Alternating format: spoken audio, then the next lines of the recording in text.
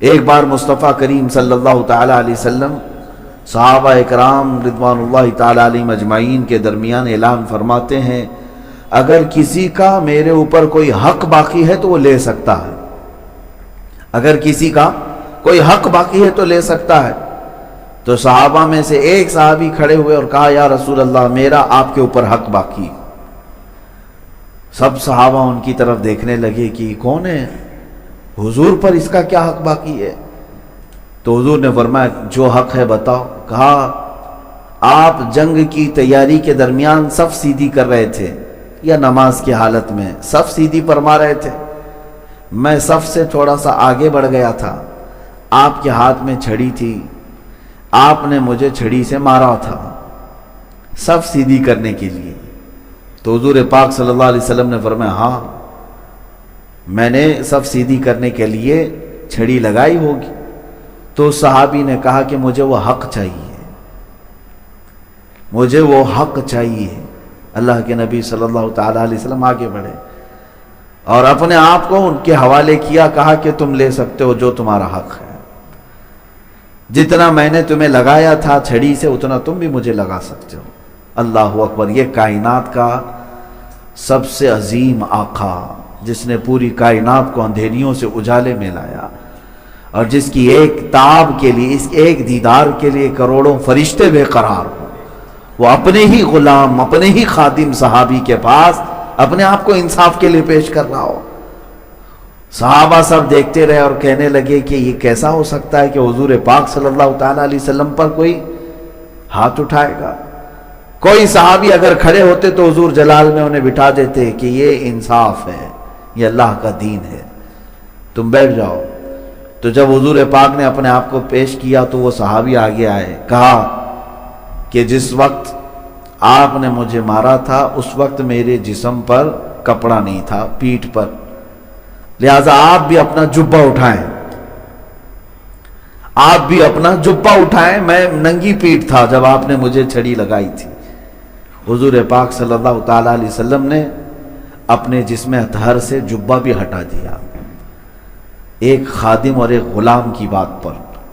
جب جبہ ہٹایا تو وہ صحابی آگے بڑھے اور حضور کے دونوں کندھوں کے بیچ میں مہر نبوت تھی، اس کو جا کر چوم لیا۔ مہر نبوت کیا ہے؟ دونوں شانوں کے بیچ میں ایک مہر، انڈے سے تھوڑی سی بڑی ایک ایسی شکل تھی جس کو کھلتے ہی سورج سے زیادہ روشنی اس میں آتی تھی۔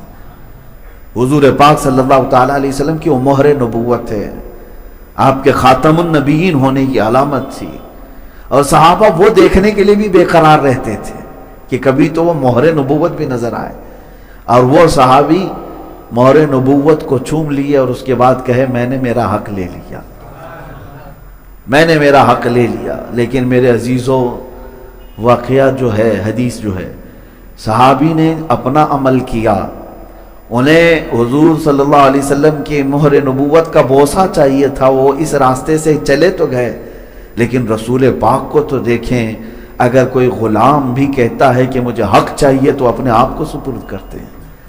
ہے کوئی دنیا میں اس نظام کو پیش کر کے دکھائے کہ رسول پاک صلی اللہ تعالی علیہ وسلم نے جس عدل کو قائم کیا تھا؟ ہے کوئی آج دنیا کا لیڈر جو اپنے آپ کو انصاف کے کٹہرے میں کھڑا کر سکے؟ یہاں تو ظالموں کی دنیا ہے، یہاں خون پینے والوں کی دنیا ہے، اور کرسی پہ بیٹھنے والے اپنے آپ کو انصاف سے بالا تر سمجھتے ہیں۔ ان کا تو خیال یہ ہے کہ سارے کورٹ اور کچہری کے قانون ان پر نہیں نافذ ہوتے، وہ تو غریبوں پر ہوتے ہیں۔ آج یہی تو چل رہا ہے، سارے جتنے بھی قانون ہیں، لا ہیں، وہ غریبوں پر نافذ ہوتے ہیں، سیٹوں پر نہیں ہوتے، امیروں پر نہیں ہوتے، نیتاؤں پر نہیں ہوتے۔ نیتا کے لیے دیکھیں، سارے وہ سگنل بھی توڑتا ہوا چلا جائے، اس کے لیے کوئی چالان نہیں ہے۔ نیتا جی ہیں، ان کے لیے تھوڑی نا قانون بنا ہے، سمویدھان ان کے لیے تھوڑی نا ہے۔ یہ لا کی کتاب صرف غریبوں کو دکھانے کے لیے ہے۔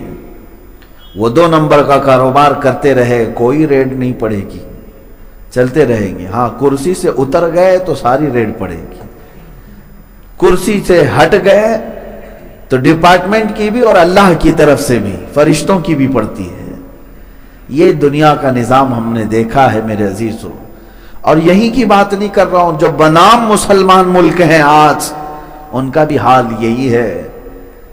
آج چاہے وہ سعودی ہو، امارات ہو، یا پھر کویت، بحرین، یہ سب ممالک بظاہر ہاتھی کے دانت ہیں، جو جبے کبے میں مسلمان نظر آتے ہیں، لیکن انہوں نے انصاف کا خون کیا ہوا ہے۔ عدل نام کی کوئی چیز نہیں ہے۔ ان کے شہزادے، ان کے گھروں میں پلنے والے عیاش، ان کے بیٹے نہ جانے کتنی عورتوں کی عزت لوٹ لیں، پھر بھی ان کے لیے قانون نہیں ہے۔ ہاں اگر وہی کوئی غریب سے یہ سرزد ہو جائے تو صرف موت کی بھی سزا ہے، وہ موت کے کٹہرے تک بھی جا سکتا ہے۔